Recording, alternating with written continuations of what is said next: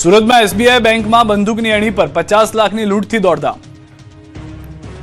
સુરત શહેરના વરાછા વિસ્તારમાં ટ્રાફિક વચ્ચે 50 લાખની લૂંટ થતા હાહાકાર મચી ગયો। લંબે હનુમાન રોડ પર આવેલી સ્ટેટ બેંક ઓફ ઇન્ડિયાની શાખામાં 5 જેટલા અજાણ્યા શખ્સોએ બંદૂકની અણી પર આશરે 50 લાખની લૂંટ ચલાવી ફરાર થઈ ગયા।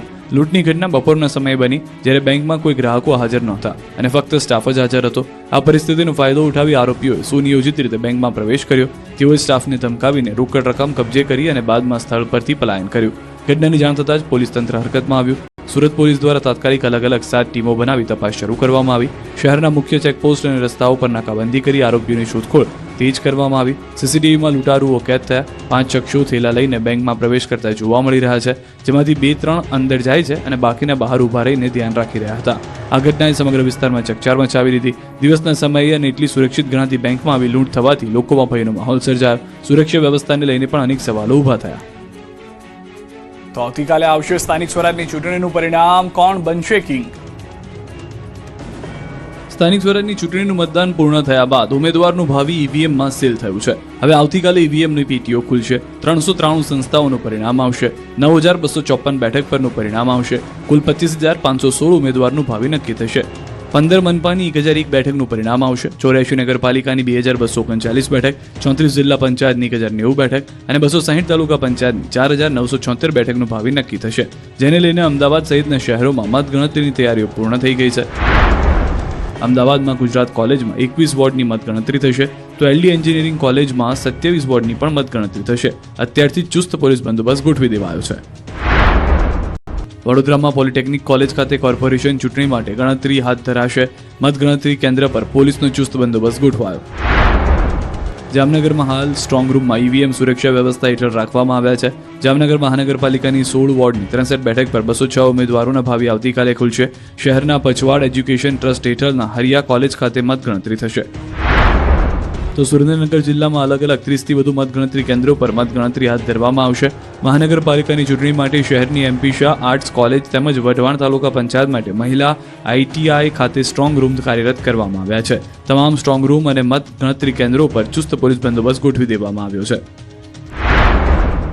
સુરેન્દ્રનગર જિલ્લામાં સ્થાનિક સ્વરાજની ચૂંટણીનું આજે ફરી મતદાન છે। ભલે રાજ્યભરમાં રવિવારે સ્થાનિક સ્વરાજની ચૂંટણીનું મતદાન પૂર્ણ થઈ ગયું હોય, પરંતુ સુરેન્દ્રનગર જિલ્લામાં સ્થાનિક સ્વરાજની ચૂંટણીનું આજે ફરી મતદાન થતું। ચુડા તાલુકાના જેપર ગામે આજે 7 વાગ્યાથી ફરી મતદાન કરવામાં આવ્યું હતું। ગઈકાલે ઈવીએમમાં ટેકનિકલ ખામી સર્જાતા મતદાન પ્રક્રિયા ખોરવાઈ હતી, જેને લઈને તંત્ર દ્વારા ગઈકાલે મોડી સાંજે ફેર મતદાનની જાહેરાત કરવામાં આવી। જેપર ગામના 643 મતદારો આજે મતદાન કર્યું। સાંજે 6 વાગ્યા સુધી મતદાન ચાલ્યું। જિલ્લા પંચાયત અને તાલુકા પંચાયતની બેઠક માટે મતદાન થયું। લોકોએ ઉત્સાહભેર ફરી ફેર મતદાનમાં ભાગ લીધો। અમદાવાદના કોમ્પ્લેક્સમાં ભીષણ આગથી એટીએમ સહિત દુકાનો, વાહનો બળીને ખાક। અમદાવાદના શ્યામલ 4 રસ્તા પાસે આવેલા શાંગ્રીલા 2 આર્કેડમાં આગ લાગતા દોડધામ મચી ગઈ। ગ્રાઉન્ડ ફ્લોર પર આવેલી બેંકમાં એટીએમ પાસે આગ લાગી હતી, જે આગ ધીમે ધીમે વિકરાળ બની અને બહારના ભાગે આવેલા પાર્કિંગમાં અને ઉપરના માળે પહોંચી ગઈ। ગ્રાઉન્ડ ફ્લોરથી આગ જીમ સુધી પહોંચી ગઈ। જીમમાં 25 થી 30 લોકો ફસાયેલા હતા, જે તમામ લોકોને ફાયર બ્રિગેડે સહી સલામત નીચે ઉતારી લેવાયા। બનાવની જાણ થતાં જ અમદાવાદ ફાયર બ્રિગેડની ગાડીઓ અને અધિકારીઓએ ઘટના સ્થળ પર પહોંચીને પાણીનો મારો ચલાવીને આગ કાબૂમાં લઈ લીધી। આગ એટલી વિકરાળ હતી કે બેંકની બહાર પાર્ક કરેલા વાહનો પણ બળીને ખાક થઈ ગયા। પાર્કિંગમાં રહેલા વાહનો બળીને ખાક થઈ ગયા। માત્ર વાહનો જ નહીં, પરંતુ બિલ્ડિંગના ગ્રાઉન્ડ ફ્લોર પર આવેલી અનેક દુકાનો પણ આગની ચપેટમાં આવી ગઈ। દુકાનોમાં રાખેલો માલ સામાન બળી જતા વેપારીઓને મોટું આર્થિક નુકસાન વેઠવાનો વારો આવ્યો। આ દુર્ઘટનાના બિલ્ડિંગમાં આવેલું એટીએમ પણ આગની ચપેટમાં આવી ગયું હતું। આગ એટલી તીવ્ર હતી કે એટીએમ સહિત તેમાં રહેલી લાખો રૂપિયાની રોકડ રકમ પણ બળીને ખાક થઈ ગઈ। ગોંડલના પાટિયાળી ગામે વૃક્ષો બળીને ખાક થઈ ગયા। રાજકોટના ગોંડલના પાટિયાળી ગામના દ્રશ્યો છે। ભારે ગરમીના કારણે સીમ વિસ્તારમાં આવેલા વૃક્ષોમાં આગ લાગી। ખજૂરીના વૃક્ષોમાં આગ લાગતા ખેડૂતોમાં દોડધામ મચી ગઈ। ભારે પવનને કારણે બહુ ઝડપથી આગ પ્રસરી। થોડી ક્ષણમાં વૃક્ષો બળીને ખાક થઈ ગયા। સ્થાનિક લોકોએ ફાયર વિભાગને જાણ કરી, પરંતુ ફાયરની ટીમ પહોંચે તે પહેલા જ વૃક્ષો આગને હવાલે થઈ ગયા। એક બાદ એક વૃક્ષ આગમાં બળીને ખાક થઈ ગયા। જેતપુરની હોટલમાં રૂપિયાની લેતી દેતીમાં બોલી ગઈ બાકાચીકી। રાજકોટના જીતપુરમાં અસામાજિક તત્વોને જાણે પોલીસ કે કાયદાનો ડર જ ન હોય તેવા દ્રશ્યો સામે આવ્યા. અહીંની એક હોટલમાં બે શખ્સોએ ખુલ્લેઆમ ગુંડાગીરી કરી આતંક મચાવ્યો. સ્ક્રીન પર દેખાતા આ દ્રશ્યોમાં આપ સ્પષ્ટ જોઈ શકો છો કે કેવી રીતે આ બે શખ્સો હોટલમાં ઘૂસીને તોડફોડ કરી રહ્યા છે. પ્રાપ્ત માહિતી મુજબ રૂપિયાની લેતી દેતીના મામલે ઉગ્ર બબાલ થઈ. પૈસાની તકરાર એટલી હદે વણસી કે ગુસ્સામાં આવેલા અસામાજિક તત્વોએ હોટલના કાઉન્ટર અને અન્ય માલસામાનને ભારે નુકસાન પહોંચાડ્યું. આ ઘટનાની જાણ થતાં જેતપુર પોલીસે તાત્કાલિક અસરથી તપાસ હાથ ધરી. જામનગરમાં ફરી એકવાર બેફામ દોડતા કાર ચાલકે ટુ વ્હીલર ચાલકને ટક્કર મારી. યુવાન 10 ફૂટ હવામાં ઉછળ્યો. જામનગરના કાલાવડ નાકા બહાર કાળજુ કંપાવી દે તેવો અકસ્માત થયો. એક બેફામ ગતિ આવતી કારે બાઇક સવાર પરિવારને જોરદાર ટક્કર મારી અને પળવારમાં ખુશીઓ માતમમાં ફેરવાઈ ગઈ. આ અકસ્માતમાં 4 વર્ષની માસૂમ બાળકીનું ઘટના સ્થળે જ કરુણ મોત નીપજ્યું. અકસ્માત એટલો ભયાનક હતો કે બાઇક પર સવાર દંપતીને ગંભીર ઇજાઓ પહોંચી. હાલ તેમને સારવાર માટે જામનગરની જીજી હોસ્પિટલ ખસેડવામાં આવ્યા છે. દ્રશ્યોમાં જોઈ શકાય છે કે કાર પૂરપાટ આવી રહી છે, જે સામેથી આવતા બાઇક ચાલકને ટક્કર મારે છે. કારની સ્પીડ એટલી ખતરનાક છે કે બાઇક ચાલક ફૂટબોલની માફક હવામાં ઉછળી બાજુમાં વીજપોલને કૂદીને નીચે પડે છે. અકસ્માતના પગલે લોકોના ટોળે એકત્રિત થઈ જાય છે. સુરતમાં લિફ્ટ બંધ થઈ જતા બાળક સહિત 12 લોકો ફસાયા. જ્યારે ફ્લેટની લિફ્ટ અધવચ્ચે બંધ પડી ગઈ ત્યારે સર્જાયા આ પ્રકારના દ્રશ્યો. ઘટના જે સુરતના પોશ ગણાતા વિસુ વિસ્તારમાં આવેલી આશીર્વાદ કોમ્પ્લેક્સની, જ્યાં લોકો લિફ્ટમાં જઈ રહ્યા હતા ત્યારે અચાનક પાવર ફેલ્યોર અથવા તો યાંત્રિક ખામીને કારણે લિફ્ટ બેઝમેન્ટ અને ગ્રાઉન્ડ ફ્લોરની વચ્ચે જામ થઈ ગઈ. લિફ્ટમાં 9 મહિનાના બાળક સહિત કુલ 12 લોકો અંદર હતા. અચાનક જ લિફ્ટ અધવચ્ચે જ બંધ થઈ જતા અંદર રહેલા લોકોના શ્વાસોચ્છ્વાસ થઈ ગયા. જીવ તાળવે ચોંટી ગયા. લિફ્ટ પેક હોવાને કારણે અંદર રહેલા લોકો ગભરાઈ ગયા અને ગુંગળામણ જેવી સ્થિતિ સર્જાઈ, જેથી બચાવની બૂમો પાડતા આસપાસના લોકો દોડી આવ્યા અને તાત્કાલિક ફાયર બ્રિગેડને જાણ કરી. ફાયરના જવાનો તાત્કાલિક ઘટના સ્થળે પહોંચી ગયા. લિફ્ટના દરવાજાને સાધનોથી ખોલ્યા. માત્ર 15 મિનિટના ટૂંકા ગાળામાં તમામ વ્યક્તિઓને હેમખેમ બહાર કાઢવામાં આવ્યા. લિફ્ટમાંથી બહાર નીકળ્યા બાદ સૌ કોઈએ રાહતનો શ્વાસ લીધો. બહાર નીકળ્યા બાદ પરિવારે ફાયર બ્રિગેડની કામગીરીનો આભાર માન્યો હતો. સુરતમાં પતિએ પત્નીની હત્યા કરી લાશ લાકડાના બોક્સમાં નાખી સિમેન્ટથી ચણી દીધી. પહેલા પતિએ પત્નીની હત્યા કરી નાખી, પછી એક ઓરડીમાં લાશને લઈ જઈ લાકડાની પેટીમાં પૂરી દીધી. તેની ઉપર સિમેન્ટ નાખી લાશને ચણી દીધી. બાદમાં પોલીસને પત્ની ગુમ થયાનું નાટક કર્યું. પછી 13 વર્ષના પુત્રને ચિઠ્ઠી આપી પતિ રફુચક્કર થઈ ગયો.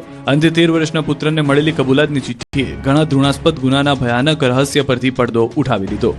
દ્રશ્યો ફિલ્મી જેવી લાગતી આ ઘટના બની સુરત શહેરમાં. સુરતના સલાબતપુરા વિસ્તારમાં રહેતા વિશાલ સાલ્વી અને તેની પત્ની વચ્ચે છેલ્લા કેટલાક સમયથી ભારે ઘરકંકાસ ચાલતો હતો. આ ઝઘડાઓએ લોહિયા સ્વરૂપ લીધું. પત્નીથી કંટાળી પતિએ પોતાની પત્નીની નિર્મમ હત્યા કરી નાખી. ગુનો છુપાવવા માટે આ શાતિર આરોપીએ એક લાકડાની પેટી બનાવી તેમાં પત્નીની લાશ મૂકી અને ઉપરથી સિમેન્ટ પાથરી દીધી, જેથી દુર્ગંધ બહાર ન આવે કે પાડોશીઓને કોઈ શંકા ન જાય. જે બાદ આરોપી પતિ 5 દિવસ સુધી આ જ ઘરમાં લાશની સાથે રહ્યો અને પત્ની ગુમ હોવાનું નાટક કરતો રહ્યો. આખરે 5 દિવસ બાદ તેમણે પોતાના 13 વર્ષના માસૂમ પુત્રના હાથમાં એક ચિઠ્ઠી પકડાવી અને પોતે ફરાર થઈ ગયો. આ ચિઠ્ઠીમાં ગુનાની કબૂલાત અને લાશ ક્યાં છે તેની વિગત હતી. માહિતી મળતા જ પોલીસ હરકતમાં આવી. બંધ મકાનનું તાળું તોડી જ્યારે પેટી પરનું સિમેન્ટ હટાવવામાં આવ્યું ત્યારે અંદરથી પત્નીની કોવાયેલી લાશ મળી આવતા પોલીસ પણ સ્તબ્ધ થઈ ગઈ. આમ લગ્નના 16 વર્ષ બાદ સતત ચાલતા કલહનો કરુણ અંત આવ્યો. આ બનાવથી 2 નિર્દોષ બાળકો નોંધારા થઈ ગયા છે, જેમણે માતાની છત્રછાયા સાથે પિતાને પણ ગુમાવ્યા છે. સુરતમાં એક જ રાતમાં 4 હત્યાથી હાહાકાર. 24 કલાકમાં સુરત લોહી લુહાણ થઈ ગયું હતું. એક જ દિવસમાં 4 હત્યાની ઘટનાથી હાહાકાર મચી ગયો છે. સુરતના કારેલી ગામે યુવકની હત્યા કરાઈ. રવિવારી બજારમાં ખૂની ખેલ ખેલાતા હડકંપ મચી ગયો. આ અંગેની પોલીસે આરોપીને શોધવા તજવીજ શરૂ કરી છે. તો સુરતના લીંબાદ વિસ્તારમાં બીજી હત્યા બની. છેડતી બાબતે 5 લોકો દ્વારા 2 લોકો પર હુમલો કરાયો, જેમાં એક વ્યક્તિનું મોત થયું, જ્યારે એકની હાલત ગંભીર છે. આ મામલે પોલીસે હુમલાખોર 5 આરોપીઓની ધરપકડ કરી. બીજી તરફ હત્યાને લઈને સ્થાનિકોમાં આક્રોશ ફાટી નીકળ્યો. વાહનોમાં તોડફોડ કરી હતી, જેના કારણે વિસ્તારમાં થોડો સમય તંગદિલીભર્યો માહોલ સર્જાયો. પોલીસે સ્થિતિને કાબૂમાં લેવા કડક પગલાં લીધા હતા. સુરતના લીંબાદ વિસ્તારમાં ફરી લોહિયાળ ઘટના બની. એક વાયરમેનની ચપ્પુ મારીને હત્યા કરવામાં આવતા વિસ્તારમાં ભારે ચકચાર મચી ગઈ. કલ્પનાનગર નજીકથી પસાર થઈ રહેલા વાયરમેન પર અજાણ્યા શખ્સોએ અચાનક હુમલો કર્યો. તો ખેડબ્રહ્મામાં પત્નીના આડા સંબંધના વહેમમાં આખો પરિવાર વિખેરાયો. પરિવારના જ એક નહીં પરંતુ 3 વ્યક્તિની હત્યા કરી નાખી. પતિએ પત્ની પર આડા સંબંધનો વહેમ રાખી કુહાડીના ઘા ઝીક્યા. પત્ની ગંભીર રીતે ઘાયલ થતા સારવાર હેઠળ છે, જ્યારે 2 વર્ષના પુત્રની પણ કુહાડીના ઘા ઝીકી હત્યા કરાઈ. પત્ની અને પુત્ર પર કુહાડીના ઘા ઝીકતા હત્યારાની માતા વચ્ચે પડતા તેની હત્યા કરી.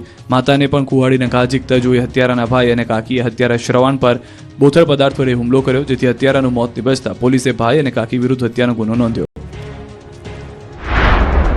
નર્મદામાં વહેલી વિદ્યાના વહેમમાં મોટા ભાઈએ નાના ભાઈની હત્યા કરી નાખી. મેલી વિદ્યાના કારણે એક પરિવાર વિખેરાઈ ગયો છે. મેલી વિદ્યાના ચક્કરમાં ખેલાયો લોહિયાળ જંગ.